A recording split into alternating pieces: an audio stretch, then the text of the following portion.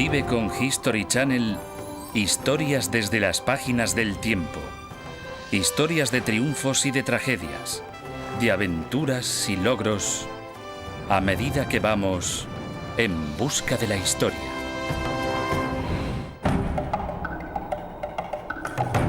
...26 de noviembre de 1922... Valle de los Reyes, en Egipto. El arqueólogo Howard Carter abre cuidadosamente el sello de la puerta de la tumba recién descubierta.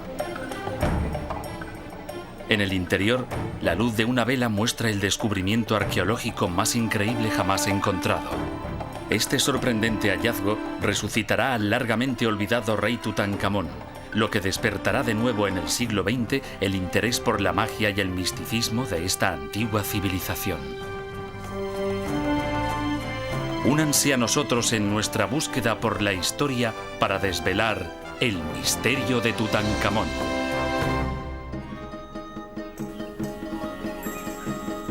Desde los inicios de su antigua civilización, los egipcios vivían estrechamente vinculados a la tierra. Con cada cambio de estación, con cada salida y cada puesta del sol, eran testigos del ciclo continuo de la vida, la muerte y el renacimiento que tenía lugar en el mundo que les rodeaba. Con esa prueba irrefutable de la habilidad del universo para recargarse a sí mismo, este pueblo profundamente espiritual adoptó la creencia de que ellos también renacerían después de la muerte. El culto a los muertos se convirtió en la obsesión de los vivos, definiendo todos los aspectos de la sociedad egipcia. La religión estaba muy presente en esta civilización y por ello los egipcios crearon la ciencia para servir en el más allá. Nosotros creamos ciencia para que nos ayude en nuestra vida diaria. Ahí está la diferencia. Y es por esa razón que existen las pirámides, la astronomía, el arte, la ciencia. Todo eso fue diseñado por los egipcios para servir a la religión, para servir en la otra vida. Los egipcios creían que el corazón de los difuntos se pesaba con la pluma de Maat, la diosa de la verdad. Si el corazón pesaba demasiado, un monstruo lo destruía rápidamente. Pero si la balanza se equilibraba, el espíritu quedaba libre para vagar por la tierra. En lugar de imaginar que tras la muerte su espíritu, su alma o lo que fuera, se marchaba a algún tipo de paraíso, los egipcios se imaginaban viviendo en este mundo en forma de espíritu, lo que significaba librarse de todas las penalidades asociadas con el cuerpo humano, como la enfermedad, el hambre o cualquier otra.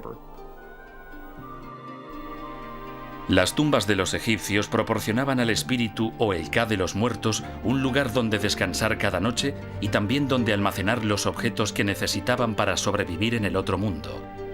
Su contenido reflejaba la posición y la riqueza de su propietario y no se escatimaban gastos a la hora de equiparla para el más allá. Los egipcios no se preocupaban por sus casas. Vivían en una casa 40 o 50 años, pero vivirían dentro de una tumba durante miles y miles de años. Las tumbas más impresionantes pertenecen a los grandes faraones de Egipto, incluidas las pirámides de los reyes de las primeras dinastías.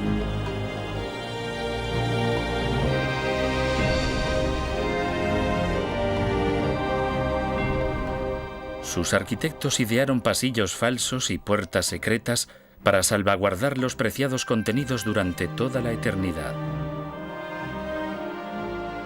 Sin embargo, osados ladrones de la época se las arreglaban continuamente para entrar en las tumbas a robar. No se libró ninguna pirámide. En el siglo XVI a.C., los faraones reemplazaron orgullo por seguridad y empezaron a construir tumbas menos llamativas en un valle rocoso en las afueras de Tebas. El inhóspito valle era fácil de vigilar, una característica importante para cualquier necrópolis real. En una de las tumbas, la de Tutmosis I, el arquitecto Ineni grabó una inscripción dentro de la tumba. Puso: «Yo sello la tumba de mi rey. Nadie podrá ver ni oír». Y esto demuestra que el valle era un lugar perfecto para que los egipcios escondieran sus tesoros. Por lo menos 40 reyes y miembros de la familia real fueron enterrados con todo esplendor en este lugar desértico llamado el Valle de los Reyes. Cuando las grandes dinastías del Imperio Nuevo decayeron, los guardianes se retiraron. Las tumbas de los faraones quedaron desprotegidas y una a una fueron saqueadas por los ladrones. Todas excepto una. Permaneció escondida durante más de 3000 años, incluso después de que entrara en escena un nuevo tipo de saqueador, el arqueólogo moderno. A principios del siglo XX, Egipto estaba bajo el control del Imperio Británico. Los extranjeros que huían de climas poco hospitalarios se alojaban en hoteles como el Winter Palace en Luxor o se establecían a orillas del Nilo en yates privados. Durante el corto periodo invernal, algunos de los forasteros más ricos se dedicaban a la arqueología, empujados por la curiosidad científica y la codicia. Todo lo que se encontraba se dividía en dos partes. Una se la quedaba el gobierno egipcio y la otra el excavador. Esta es la razón por la que tanta gente venía a excavar a Egipto. Personal de museos, ricos aventureros. Pero la última de las tumbas de un faraón y la única intacta todavía estaba por descubrir. Un hombre cambiaría la situación. Howard Carter, hijo de un pintor inglés, había visitado Egipto por primera vez a los 17 años en calidad de artista. Se enamoró de las antiguas ruinas y se convirtió en un buen arqueólogo a pesar de su difícil personalidad. En muchos aspectos era un intruso. Tenía arranques de cólera. No se abría a la gente que conocía. Parece que no tenía amigos cercanos, ni relaciones íntimas. En 1909, el conde de Carnarvon contrató a Carter para vigilar su concesión al oeste de Tebas, lo que le supuso el permiso legal para excavar allí. Carnarvon, un inglés amante del deporte, había ido a Egipto a recuperarse de un accidente de automóvil. Y decidió hacer una pequeña excavación durante su recuperación. Su temperamento abierto resultó ser un buen complemento para el carácter serio de Carter, y juntos realizaron algunos hallazgos arqueológicos notables, pero Carter parecía continuamente inquieto. Tenía siempre la vista puesta en Theodore Davis, cuando éste trabajaba en el Valle de los Reyes. En 1906, un millonario americano llamado Theodore Davis había encontrado un pequeño vaso esmaltado de color azul en la tumba del valle que llevaba una inscripción con el nombre Tutankamón. Al año siguiente, se encontraron en un agujero poco profundo algunos paquetes que contenían jarras con la misma inscripción. Tutankamón no era nadie en aquellos días. Se conocía la existencia de un rey con ese nombre. Había unos pocos monumentos con su nombre inscrito en ellos. De hecho, se pensaba que había llegado muy viejo al trono, porque reinó durante muy poco tiempo. La imagen de un faraón difícil de encontrar sedujo a Carter. En 1914, a petición suya, Lord Carnarvon consiguió la concesión del Valle de los Reyes. Carter tenía ahora permiso legal para excavar allí. Los arqueólogos más reconocidos creían que la mina se había agotado, que no quedaba nada por descubrir. Pero Carter estaba decidido. Sentía que algo le estaba esperando tras las rocas y la suciedad de ese valle histórico.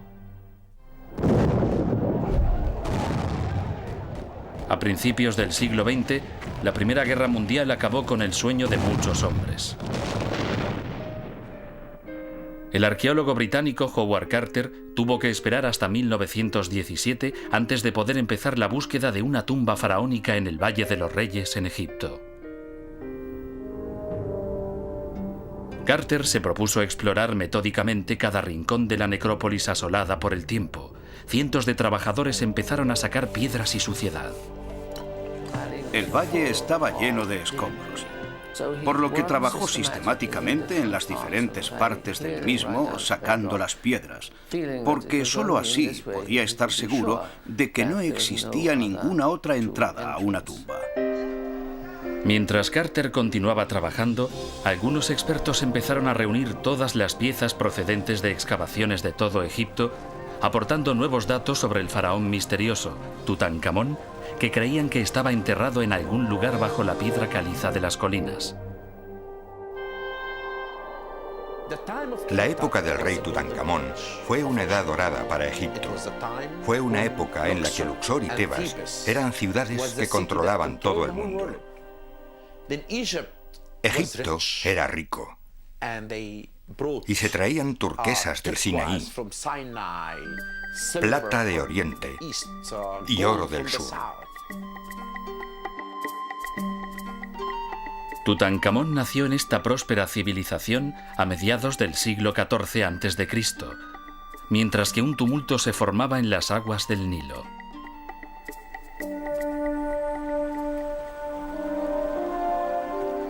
La cuidada diplomacia del rey Amenhotep III había asegurado 30 años de paz ininterrumpida. Pero cuando su iconoclasta hijo, Ajenatón, subió al trono, abandonó a los dioses que sus antecesores habían venerado durante miles de años para adorar solo al poder de la luz, Atón.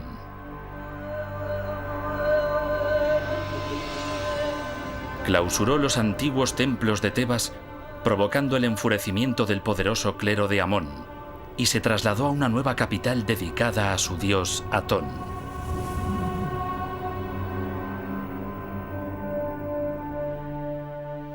La mayoría de expertos cree que Tutankamón era hijo de Amenhotep III o del propio Ajenatón. Tutankamón resulta frustrante porque no sabemos realmente quién fue. Tenemos una pequeña prueba que nos dice que es un rey hijo de su estirpe, o sea que sabemos que su padre fue un rey, pero no sabemos cuál. Y esta es una de las grandes discusiones entre los egiptólogos. El príncipe Tutankamón seguramente fue educado en los nuevos palacios de la nueva capital. Entonces se llamaba Tut-Ankatón, significaba viva imagen de Atón. Sin duda, el joven príncipe creció creyendo en la bondad de sus rayos. Era un niño. Cuando pensamos en ello y nos trasladamos 3000 años atrás para imaginar qué pasó, creemos que quizás fue instruido en el palacio y recibió lecciones de los sacerdotes sobre su futuro. Ajenatón murió o perdió el poder tras 17 años de reinado. Los historiadores discuten sobre quién fue su sucesor. Están de acuerdo en que unos pocos años después, hacia 1333 a.C., Tutankamón fue coronado rey, aunque su edad sigue siendo un misterio. La nación se encontraba dividida entre los seguidores de los sacerdotes de la vieja religión y los seguidores de las ideas radicales de su padre. El nuevo faraón debió elevar la mirada hacia Atón y preguntarse por su incierto futuro.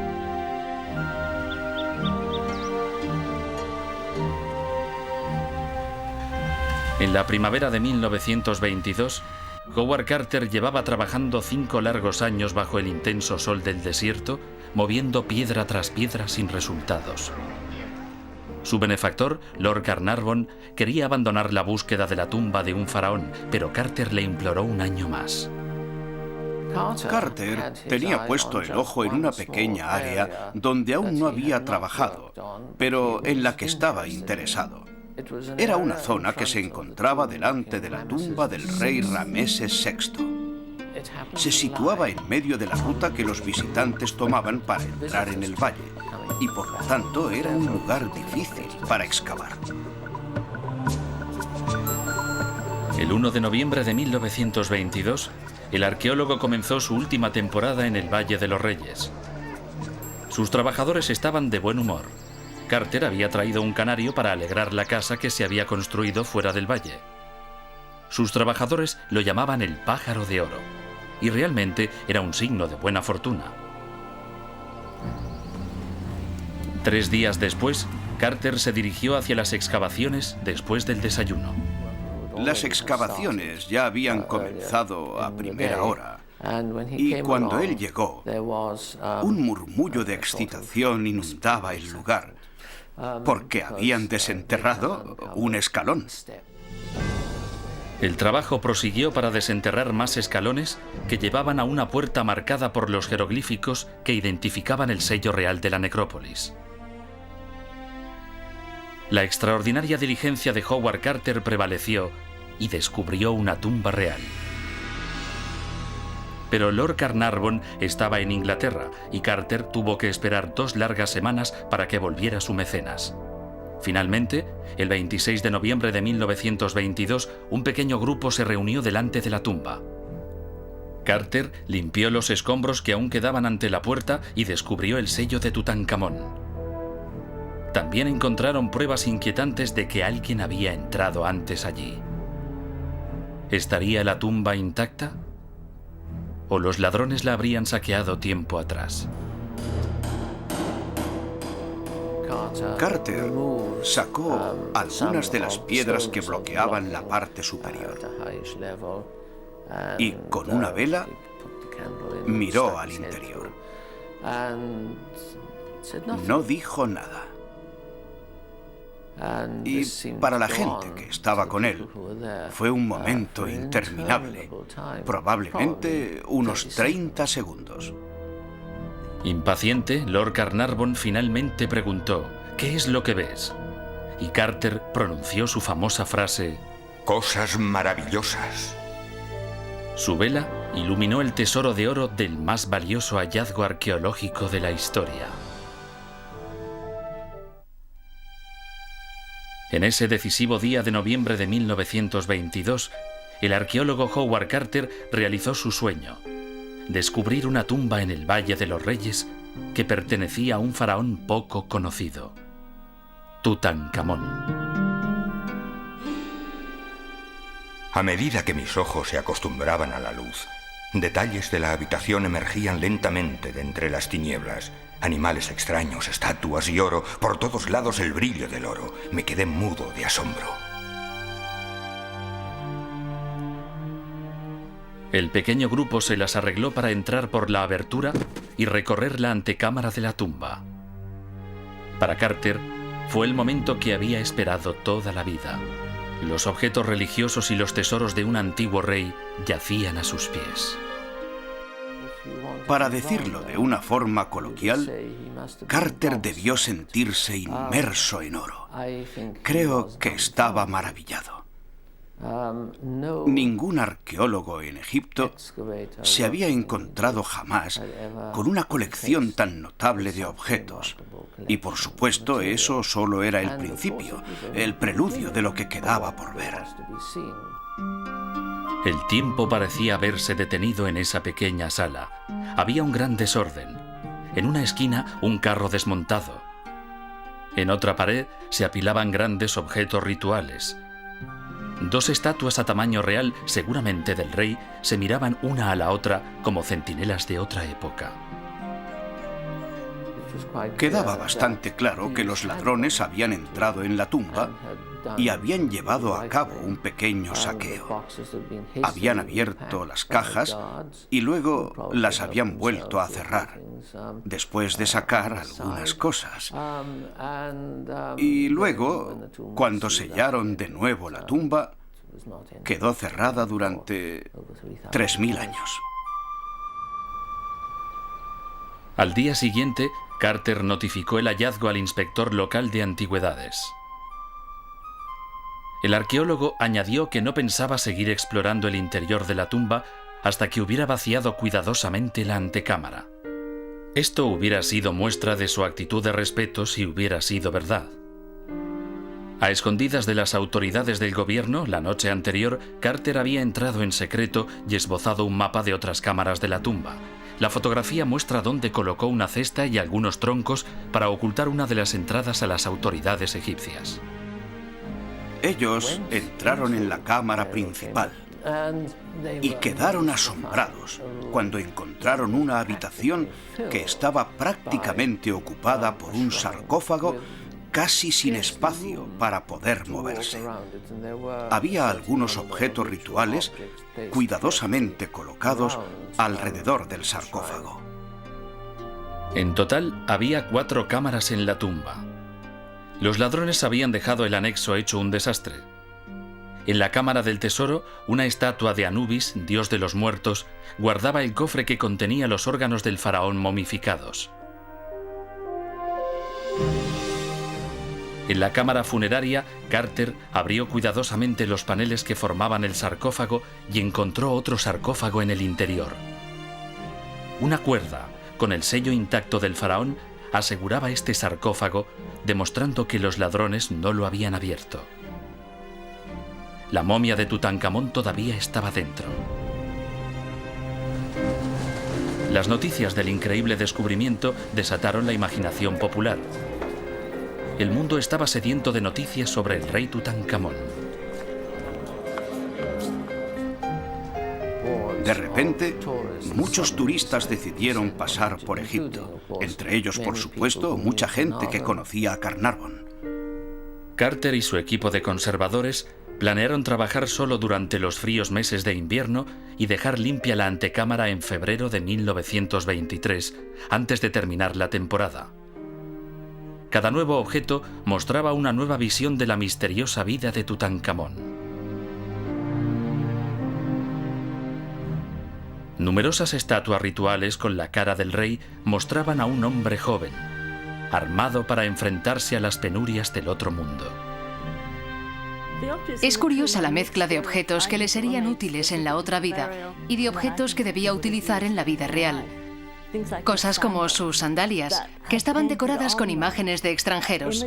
Así que cuando caminaba con ellas, estaba caminando sobre sus enemigos. Entre instrumentos musicales y material para escribir, había 4 juegos de mesa, prueba del principal pasatiempo de muchos egipcios. Un sarcófago en miniatura guardaba un recuerdo conmovedor, un mechón de pelo gris. Una inscripción otorga su propiedad a la reina Ti, posiblemente la abuela del joven rey. Muchas imágenes de Tutankamón y su esposa decoran una gran variedad de objetos. Su reina era una joven hija de Ajenatón, y puede que hubiera sido su propia hermana. Parece que entre la pareja existía un verdadero afecto. Seguramente estaba enamorado, porque si miramos la escena en el trono, donde están él y su mujer, podemos ver que llevan solo un zapato. Por lo tanto, son una sola persona.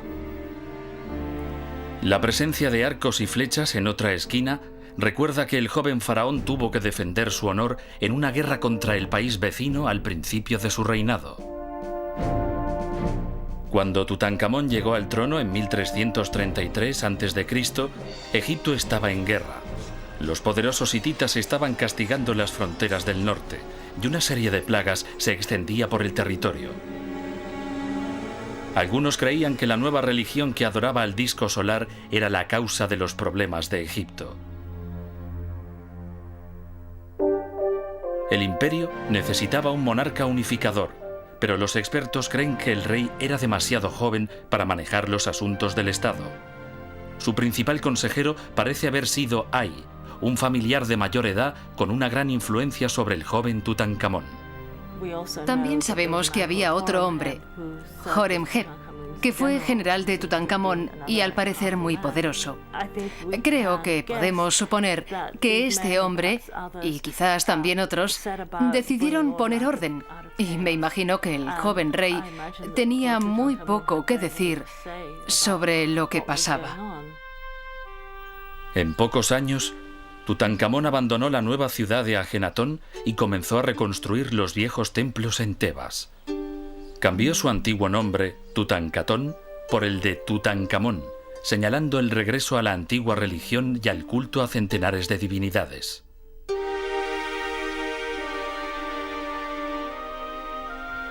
En el 8º año de su reinado, todas las esperanzas de Tutankamón se desvanecieron cuando el joven rey murió.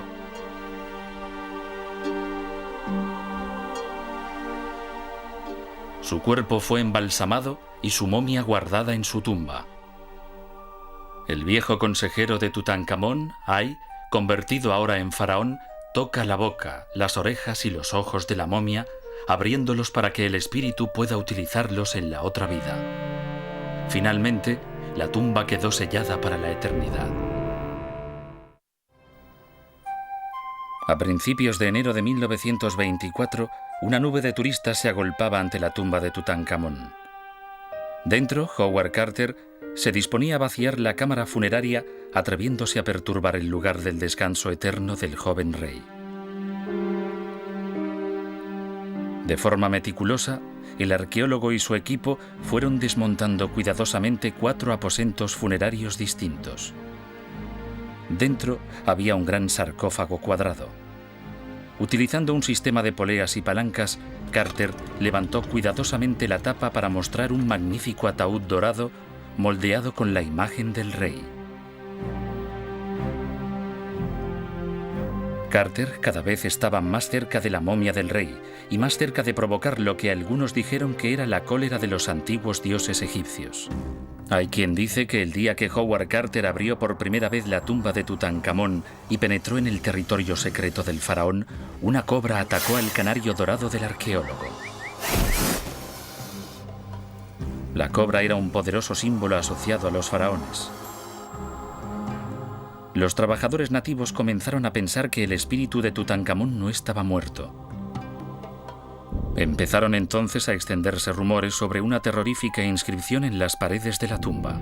La muerte vendrá a llevarse a aquellos que osen tocar la tumba del faraón. En realidad, los trabajadores no encontraron esa inscripción, pero se dieron hechos que contribuirían a satisfacer a los supersticiosos. 6 meses después de la apertura de la tumba, Lord Carnarvon se cortó sobre una picadura de mosquito mientras se afeitaba. La pequeña herida pronto se infectó con unas consecuencias terribles. Cogió una neumonía y murió. Esa era una causa de muerte muy normal para un hombre mayor y con mala salud. A pesar de todo, dicen que en el mismo momento en que Lord Carnarvon moría, se fue la luz en la ciudad de El Cairo. En la mansión de su familia en Inglaterra, el terrier de Carnarvon aulló y luego murió de repente. ¿Acaso se había despertado Tutankamón de su reposo eterno para vengarse de aquellos que habían profanado su tumba sagrada? Pronto, cualquier desgracia ocurrida a cualquiera que estuviese remotamente relacionado con la tumba se atribuyó a la antigua maldición. Un amigo de Carnarvon, el magnate americano del ferrocarril George Q, cogió un resfriado cuando visitó la tumba y a consecuencia de ello murió de neumonía. Meses después de que un príncipe egipcio visitara la tumba, su mujer le mató en el Hotel Savoy de Londres. Años más tarde, el secretario de Carter, Richard Bethel, murió en extrañas circunstancias. Poco después, el padre de Bethel se suicidó. En el funeral, sus herederos atropellaron y mataron por accidente a una niña de 8 años. Se culpó de estas muertes y de muchas otras al largo alcance de la maldición del faraón. Pero en realidad, la mayoría de los que trabajaron en la tumba tuvieron una vida larga y saludable. Era una maldición muy lenta, si lo piensas. Pero, claro, es una de esas cosas que desata la imaginación de la gente. No puedes acabar con la idea de la maldición. No importa lo que yo u otros digan, pero bueno, yo no tengo imaginación. Zahi Hawass, director de las pirámides de Giza, ha sido testigo de la apertura de muchas tumbas antiguas. El respetado arqueólogo tiene su propia teoría sobre el origen de la maldición. Si cerramos esta tumba durante 3000 años, no podemos ver los gérmenes que contiene. Y si la abrimos rápidamente y entramos, los gérmenes nos atacarán. Eso es lo que le pasó a Lord Carnarvon. Y es por eso que advierto siempre a mis colegas que si descubren una tumba, tienen que mantener abierta la puerta de la tumba durante 2 días hasta que el aire malsano haya salido y el aire del interior se haya renovado. Y es por eso que ocurren esas cosas. Quizás si hubo una maldición, su efecto fue mucho más sutil. Porque con la muerte de Lord Carnarvon, Howard Carter perdió más que un amigo. Cuando Carnarvon murió, Carter perdió su principal punto de apoyo. Era un hombre muy importante socialmente e incluso políticamente en aquella época. Y arrastraba a lo que podríamos denominar un séquito. Carter se quedó solo. Molesto por la constante interrupción de los representantes del gobierno, Carter restringió las visitas a la tumba. La tensión creció entre el arqueólogo británico y el servicio de antigüedades por el control de la excavación. Egipto había sido gobernado por extranjeros desde el 320 a.C. y ahora un partido nacionalista agresivo enseñaba los dientes. La situación política era mala y Carter era la persona menos capacitada para manejar asuntos de este tipo. No era bueno negociando con los representantes. Cuando el ministro nacional de Obras Públicas, Morcos Bey Hanna, discutió con el arqueólogo sobre los derechos de visitas, Carter cerró la tumba, dejando la tapa del sarcófago colgada sobre el ataúd. Carter era un perfeccionista, pero también era un hombre muy extraño. Cometió muchos errores. Uno de sus mayores errores, en mi opinión, fue que pensó que la tumba era suya, cuando no lo era. Era una tumba que pertenecía a Egipto. Carter inconscientemente les hizo el juego a los egipcios. El servicio de antigüedades tomó el control de la tumba y cambió las cerraduras.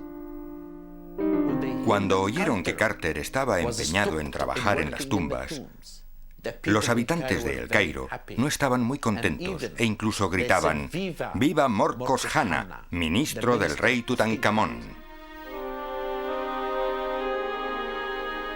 Pasó un año antes de que permitieran que un Carter más humilde volviera después de hacer serias concesiones. La familia Carnarvon desistió de cualquier tipo de reclamación sobre los tesoros de la tumba y el mismo Carter accedió a trabajar bajo las normas impuestas por el gobierno. En octubre de 1925, Carter finalmente destapó el ataúd y encontró otro dentro. Y todavía quedaba otro más. Este último medía 1,80 m y era de oro macizo. En el interior de este ataúd yacía la momia de Tutankamón coronada por una preciosa máscara mortuoria.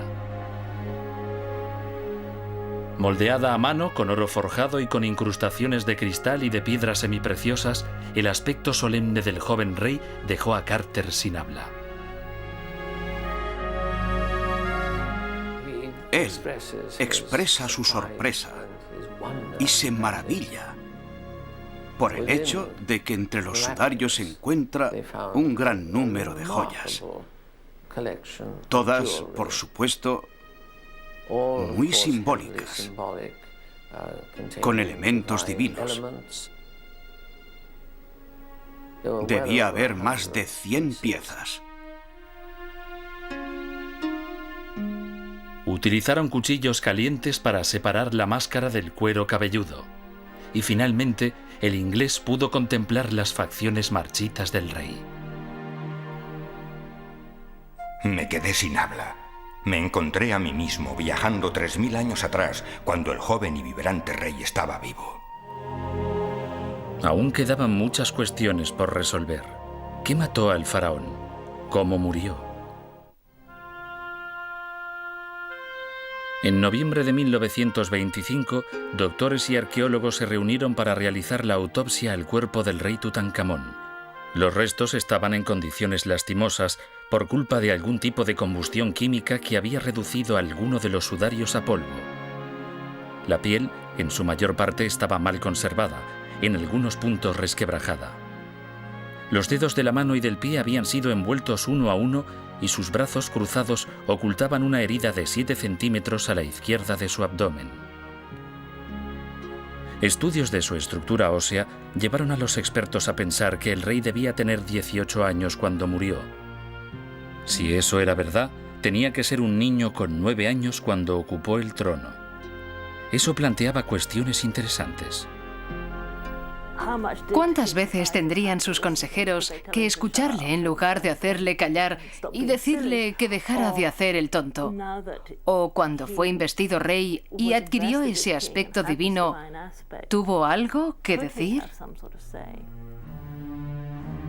¿Y cómo murió este joven rey? En 1968, un examen científico reveló un curioso fragmento de hueso dentro del cráneo. ¿Era solo un resto del proceso de momificación? ¿O era la prueba de una herida mortal? Muchos se preguntaron si le habrían herido en batalla o incluso si fue asesinado. Es bastante tentador decir que el rey estaba creciendo. Empezaba a poder tomar sus propias decisiones. Ya no necesitaba a sus consejeros. Y quizás estos no querían quedar relegados. Y era más fácil eliminar al rey. Algunos acusan al anciano consejero de Tutankamón, Ay, de ser el asesino. Después de todo, fue él quien subió al trono después de la muerte del joven faraón. Otros incriminan al popular comandante del ejército, el general Horemheb. Un experto afirma que la auténtica prueba se encuentra en una carta que la desesperada viuda de Tutankamón escribió a los enemigos mortales de Egipto, los hititas, pidiéndoles que le enviaran a un joven príncipe para poder casarse. Después de la muerte de su joven esposo, no quiere casarse con ningún egipcio, no confía en nadie, quizás porque sabe lo que ha ocurrido. Si él no hubiera sido asesinado, ella nunca le hubiera pedido a un príncipe extranjero que se casara con ella. Y es por eso por lo que creo que, como ella sabía lo que había ocurrido, no quería tener nada que ver con Ay o con Horemheb. Al final, el consejero Ay se casó con la joven viuda, pero gobernó como faraón pocos años. A su muerte, el general Horemheb asumió el poder y comenzó a reconstruir el imperio egipcio. Cuando Horemheb accede finalmente al trono, se atribuye muchas de las cosas que Tutankamón había hecho. Hace borrar su nombre de muchas inscripciones y lo reemplaza por el suyo. Es una forma de decir, yo era el que decidía las cosas cuando el niño estaba en el trono, así que yo merezco el reconocimiento. Algunos expertos están en total desacuerdo con estas hipótesis que dependen demasiado de la edad de la momia. La edad está basada en el análisis de la momia, de cómo están las articulaciones de los huesos. De hecho, existe como un desfase de 10 años, porque la gente se desarrollaba más lentamente en según qué partes del mundo y más rápidamente en otras. Tutankamón podría tener perfectamente 27 años cuando murió, lo que significa que habría sido coronado a los 17 y no a los 9 años. ¿Podría haber sido Tutankamón la fuerza que acabara con la herejía de Ajenatón? Quizás esto explica por qué en su tumba había tantas riquezas cuando solo fue un rey menor. Lo que simbólicamente hizo Tutankamón fue tan importante que cuando le enterraron, le prepararon un funeral especial. Le proporcionaron un ajuar funerario que incluso para los niveles de principios de la dinastía XVIII es excepcionalmente valioso. Puede representar el apretón de manos dorado de los dioses por un trabajo bien hecho. Howard Carter dedicó más de 10 años de su vida a trabajar en la tumba y a la conservación de sus objetos, pero nunca terminó la publicación definitiva de sus hallazgos. En 1939, a la edad de 68 años, fue vencido por el cáncer, muriendo en una relativa oscuridad. Creo que Carter murió muy triste. Aunque había realizado uno de los mayores descubrimientos arqueológicos, aunque no el más importante de la historia, se convirtió en una carga para él. No tienes la sensación de que cuando salía de su casa cada mañana para trabajar en la tumba, lo hiciera contento. Fundamentalmente, el legado de Carter se encuentra en la meticulosidad de su trabajo. Los más de 5.000 objetos que extrajo de la tumba de Tutankamón atraen a cientos de miles de visitantes al Museo de El Cairo cada año. ¿Por qué debemos dar fe de Carter? Porque insistió en encontrar la tumba. La arqueología no es en busca del arca perdida. No es Indiana Jones que busca los tesoros así. Si quieres ser un buen arqueólogo, tienes que ser paciente, y eso es lo que hizo Carter. Quizás la gran ironía sea que a pesar de todos estos tesoros, queden tantas preguntas por responder. Hasta ahora, la vida de Tutankamón sigue siendo un misterio. Howard Carter dijo de él: las sombras se mueven, pero la oscuridad nunca inspira nada. La momia de Tutankamón permanece en su cámara funeraria original, el ataúd dorado, el único esplendor que queda en su tumba.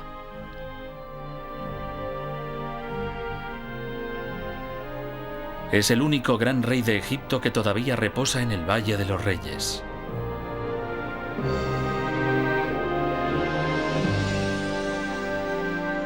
Insignificante en vida, olvidado tras su muerte durante muchísimo tiempo, el rey Tutankamón reina ahora sobre la imaginación de millones de personas como otro ejemplo de las maravillas que nos esperan siempre que vamos en busca de la historia.